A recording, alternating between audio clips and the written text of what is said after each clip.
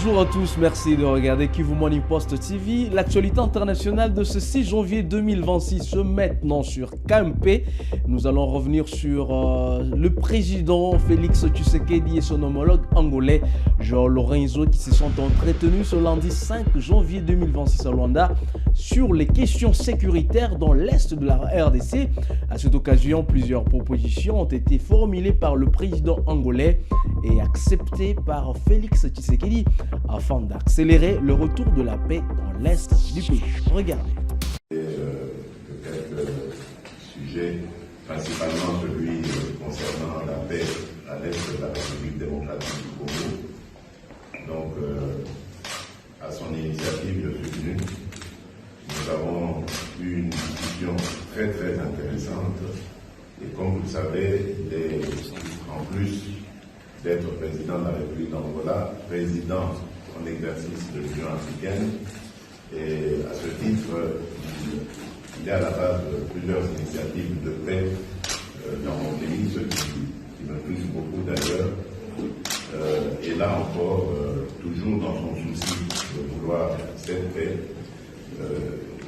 il m'a fait certaines propositions que j'ai trouvées très très intéressantes et qui, j'espère, vont nous permettre d'avancer sur le plan de la paix en République démocratique du Congo. Pour le moment, je préfère ne pas en dire plus si vous comprenez ce que je veux dire. Merci, mesdames et messieurs.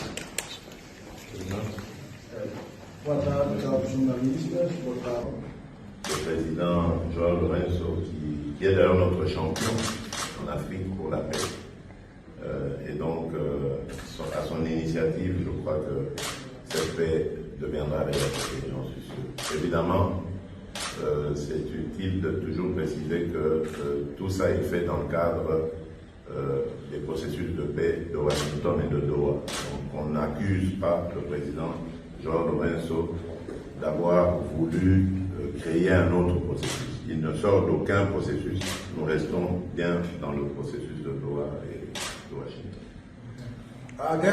Et puis le Conseil de sécurité des Nations Unies s'est réuni ce lundi 5 janvier 2026 à New York. Au cours de cette session, les membres ont examiné minutieusement l'intervention militaire de forces américaines au Venezuela et ont condamné la violation du droit international humanitaire lors de cette opération. Les États-Unis, pour leur part, ont qualifié le président vénézuélien Nicolás Maduro de terroriste et ont affirmé qu'il sera jugé conformément à l'état de droit pour les crimes qui lui sont reprochés. L'ambassadeur des États-Unis au Conseil de sécurité est revenu sur cette position. Suivez. Monsieur le Président, merci de présider cette réunion. J'aimerais vous remercier, Madame Freitas, pour votre exposé. Et j'aimerais indiquer que Madame Freitas est en exil. Elle a dû fuir ce régime.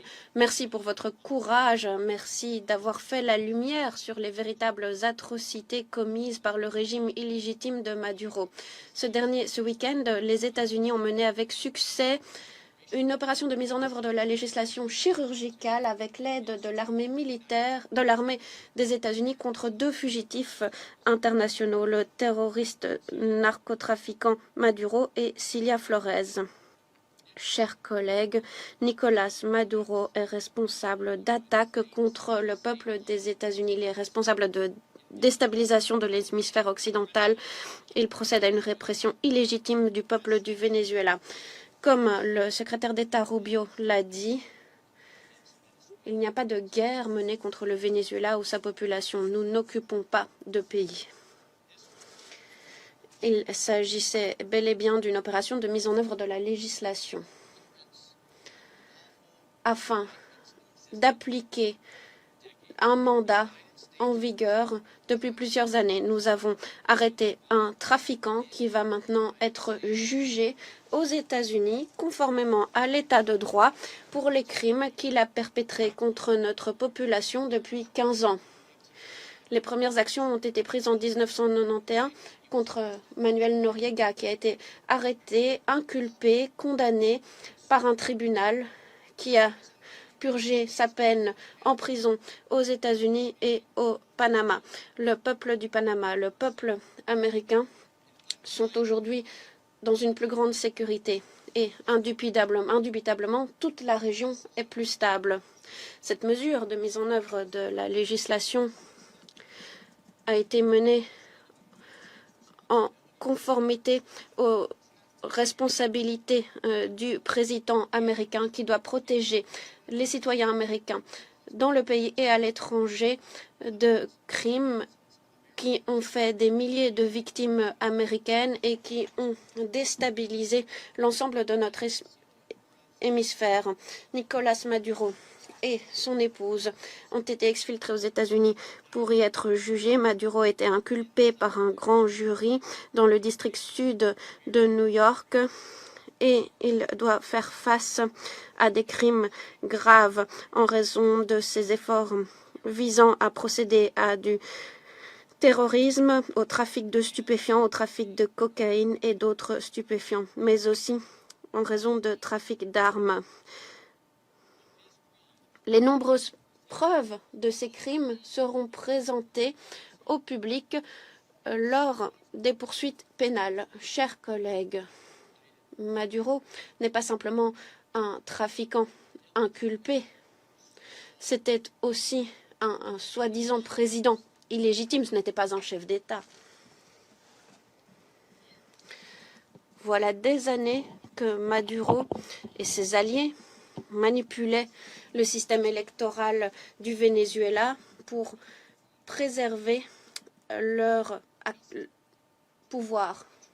Il y a 2 ans, en 2024, un groupe d'experts des Nations Unies avait déterminé que les élections cette année-là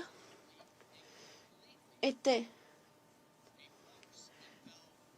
une vaste manigance et ne répondait en aucun cas aux normes les plus fondamentales pour être considérées comme des élections crédibles. La République démocratique du Congo